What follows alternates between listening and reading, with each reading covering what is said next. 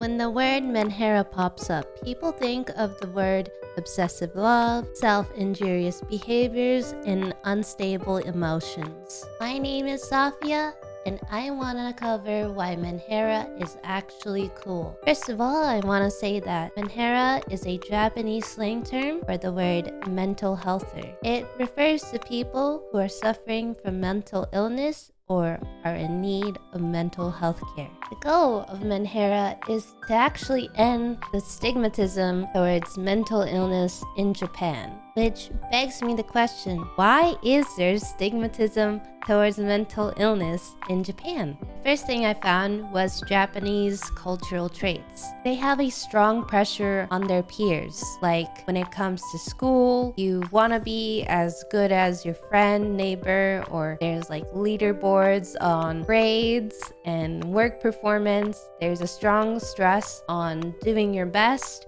and being the best, being the same as everyone in your class. There's also this very big importance on societal cooperation. It's more important to be as a group than to be as alone. They basically out you out if you're not like the group. Like if you were to wear a dress that you love, or you were to wear like a Harajuku girl, those things are not really acceptable. They really like to conform, and here you can see everybody kind of has or wears the same thing. So what I found was Japanese specific pressure increases the group cohesion, and it really stresses out any diversity or any need for mental health. The second thing I found was that in Japan, there is a really strong belief that enduring what is bad is seen as a good thing. So like sticking with tough situations, even when it's really bad, is seen as good in their culture.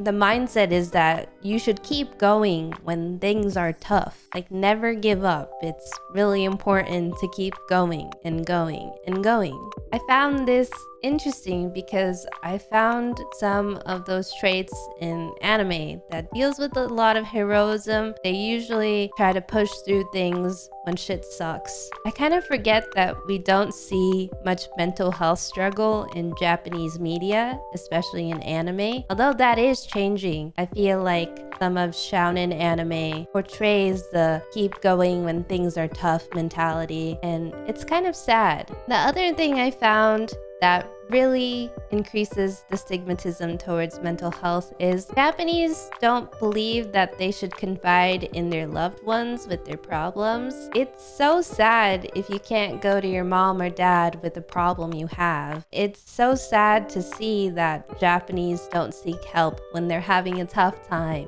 It's also practiced that you should keep your thoughts and feelings to yourself. And that is really bad because not talking to people about your problems means there's not really any use to get mental help or therapy, or because of the societal beliefs that seeking help is bad. Thus, the Japanese use mental services a lot less. And this is bad because now there's this belief that labeling and the causes of mental illness influence and increase stigmatism. I found a study where 80% of people who got diagnosed their disorder never got mental health services ever within the last 12 months. Because of their culture, a lot of people don't know if they even have a problem in the first place. Therefore, a lack of mental illness care increases a high suicide rate in Japan. In 2020, because of COVID, depression increased from 7.9% in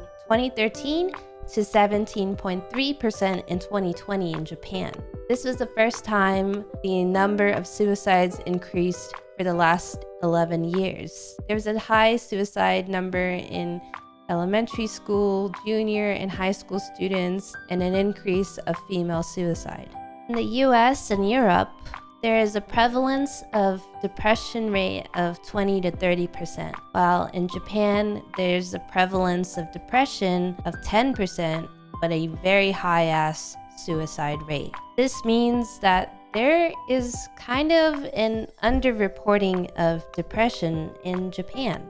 In Japan, only 6% have used counseling services, while that number is higher in the States and Europe of up to 52%.